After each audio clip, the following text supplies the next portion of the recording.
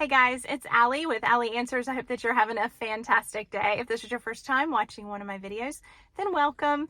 And if you are a returning watcher or subscriber, thank you so much and welcome back. It's good to have you. As many of you know, I am a professional care manager, and what that means is that I help and coach and support families and their loved ones every day. This channel is designed to do the same thing in a different format because I can't obviously help everyone, and some people cannot afford private care managers. So I do my best to provide information that will supplement the care that I give my families. And if you are out there caregiving on your own, this is meant to support you as well. If you're caregiving for someone that you love in your home, I highly recommend that you keep a journal. Whether you have hired a professional to come in and assist you or you're doing it on your own, it's a good idea. And here's why. Many times our loved ones are going through a hard time.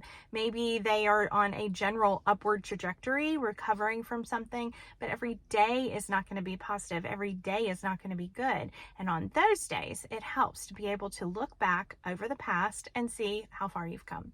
It's really good for your loved one to hear that, 2 weeks ago, Mom, you couldn't even sit in the wheelchair for 30 minutes, and now you're sitting for an hour. You are getting better. Or maybe some of the things that you're recording may give you some insight into something that's happening. The example that I like to give is, let's say that you notice a pattern. There seems to be a general weakness on Thursday mornings and even an occurrence of falls on a couple Thursdays. So what could be causing that?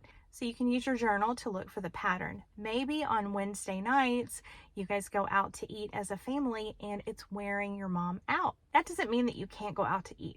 That means that you know that you need to make sure that support is in place on Thursday mornings, or that mom or dad needs a reminder that they need to take it easy on Thursday mornings. Maybe washing dishes standing at the sink is not a good idea on Thursday mornings if you've had a pattern of falls during that time period. You see how having a pattern can really help. Something else that is very helpful is that if you have a caregiver in the home, you're not there during the day. I always use the example of a stay-at-home mom. If you've ever left the house in the morning and the house is in a certain condition, and then you come back at the end of the day and the house is in the same condition, it may appear that nothing happened during the day. But those of us who have stayed home and offered care, we know the truth. We know that it took all day long to keep the house looking good, or the last half hour to clean up to get it looking good again. So just because you leave and your loved one is sitting on the couch with their caregiver and you return at the end of the day, and that is the circumstance again, that doesn't mean that was what was happening all day. This is one of those cases where a journal can be very helpful. Anyone who's working in the home should document in the journal, including when they arrived and when they left. They should also document how much was eaten during the day, how much activity there was, the general mood and demeanor of your loved one, and were they able to help with their meals. The entire picture is what we're trying to get, and we can't be there all the time. So even if you just have a caregiver in the home a couple hours a week, I highly recommend that you keep a journal and that you get the caregiver to write in the journal. Even if it's just a neighbor who's stepping in and sitting with your loved one watching a football game so that you can go to church, I still recommend that everything be documented. All of this information can be used with your physician as well. Physicians love data. They love paperwork. They love to see a trail.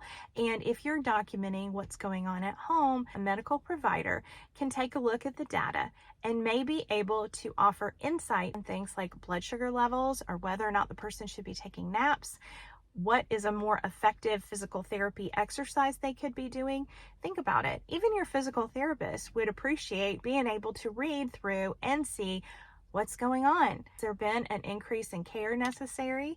Have you seen a cognitive decline? I think it's a good idea to consider your loved one when writing in that journal. Recognize that they may read it, so you want to keep it as positive as possible, but also factual. Keeping a journal can help you stay on track when it comes to goal keeping. It can help you with talking to your medical providers. It can help your relationship between you and your caregiver, helping you remember what they do during the day, and also improve communication. Maybe they're not the best at telling you how the day went, or they're embarrassed to say so in front of your loved one, but they are willing to write down notes.